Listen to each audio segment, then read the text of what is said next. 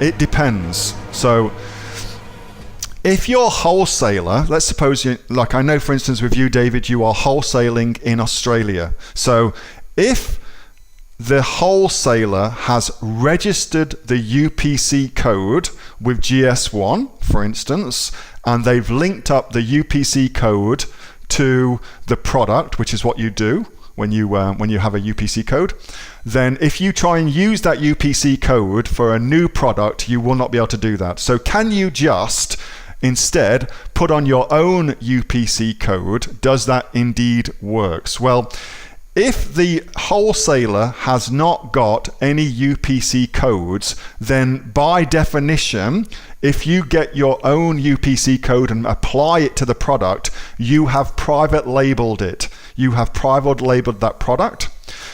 So you can definitely do that, David. That's no problems at all. If you decide to do it and the wholesaler has already got a UPC code, then you run the risk of either the wholesaler finding out and kicking you off of their listing and then start selling it themselves, or somebody else selling the product on Amazon and discovering that you're selling it under a UPC code. So in my opinion, I would not do that. I would go through the normal channels and use their UPC code if they've got one, and then if it works, then I'd set about private labeling it and creating my own version of the product via private labeling it, so I own that product in the marketplace on Amazon, David. That's how I'd go about it. That's probably a more strategic way of doing things. Hey, Neil here. Just before you go away, that was a question that I got asked on my regular Monday night Q&A session, which I have with the members of the Aussie Online Entrepreneurs.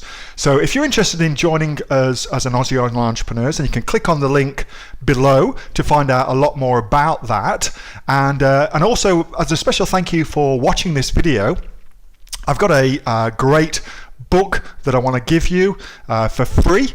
It's a current bestseller on Amazon, and it teaches you everything that you would need to know about starting a business here in Australia on Amazon. So you can see that just up there. So if you'd like to get a copy of that for free, then again, just click on the link below and you'll get a copy of that. You'll get taken to a page where you can get a copy of that for absolutely free. Hope you enjoyed that little snippet from one of my Aussie Online Entrepreneur Q&A sessions, and make sure that you subscribe to my channel and also like this video. And if you've got a question that you would like answering, then post it in the comments below, and I'll do my best to answer it, whether on one of these videos for you or directly in the comments directly below. All right, thanks so much for watching, and I'll catch you next time on the next of the Aussie Online Entrepreneurs Amazon FBA Australia videos. See you soon.